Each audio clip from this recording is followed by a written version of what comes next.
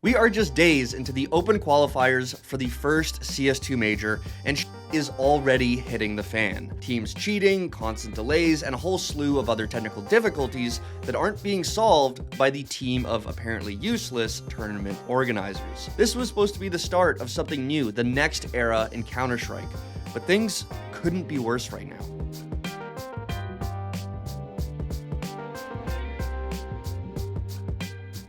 If I could describe CS2 in 2023 in one word, it would probably be controversial. The announcement practically broke the internet, but the very limited beta left many lifelong fans feeling shafted. And once the game did come out, things got even more complicated. Unpolished mechanics, cheaters everywhere, and a striking lack of content. But now it's 2024, and a new beginning, a full year of Counter-Strike being kicked off by the first ever major. You see, despite Counter-Strike 2's rocky road, the tournaments thus far have been pretty solid.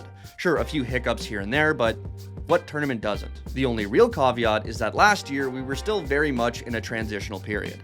Players were still adjusting and teams were going to make changes. Now, there's no excuses. It's a fresh start and everyone gets a chance to find glory in this new era. I was actually pretty hyped at the idea of it, but unfortunately that was all quickly soured since the start to this RMR hasn't been exactly smooth. In March, the Copenhagen Major will be held by PGL, but the current open qualifiers for it are being run by Swedish TO Challenger Mode. Now, as we all know, PGL can be a bit hit or miss, especially when it comes to their tech issues. Hello, Antwerp, and welcome to the championship stage!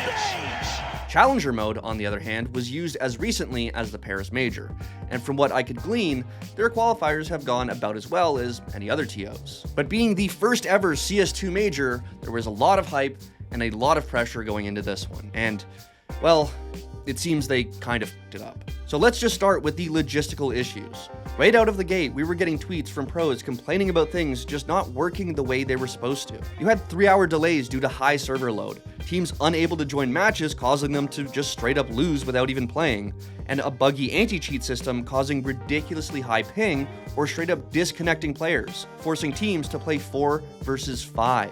Now, if you're wondering why this is even happening, especially at a major, and why teams aren't being given more pauses or even replays, your guess is as good as mine. To be fair, tournament rules can be pretty rigid.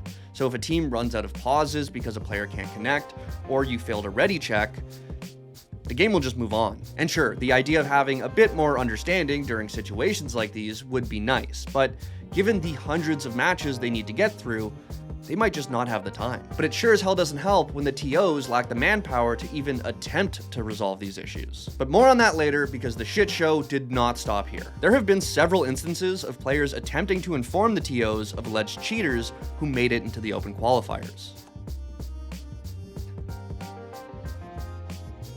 Cucu. No, tranquila. Ahora se viene. ¡Te pillé! ¡Estás al otro lado del ladrillo!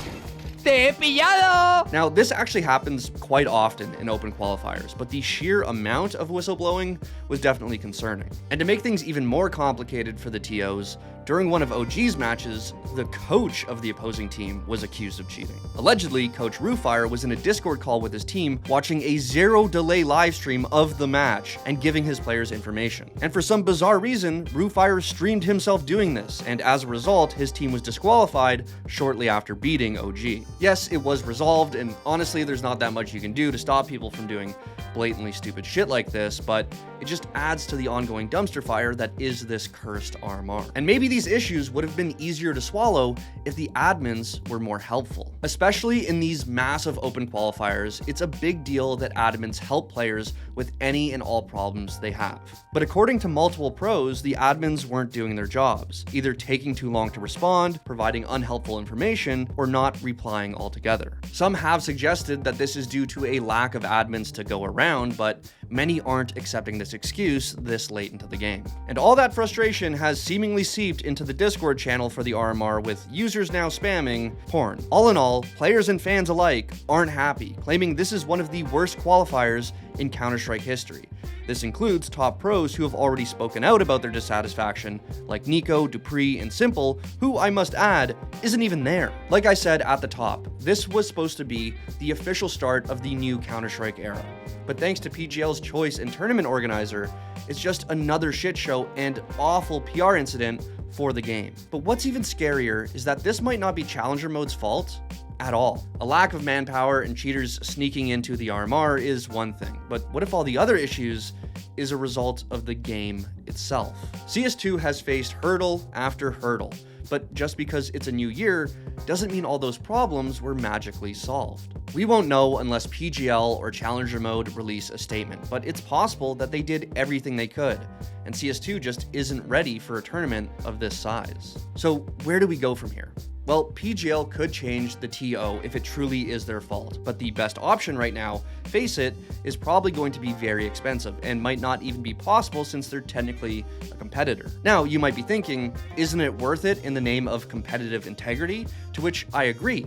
But what if they do change and the problems continue because Counter-Strike 2 just isn't up to the task? Maybe, just maybe, CS2's first major isn't going to be as magical as we all hoped it would be. Smooya put out this tweet that was probably one of the worst things I've ever read, but since I had to read it, now all of you guys are subjected to it. He said, quote, "I think I'd rather put a toothpick under my toenail and boot the wall than deal with this open qualifier experience again." So, thanks for that, Smooya. Really didn't want to think about that torture tactic.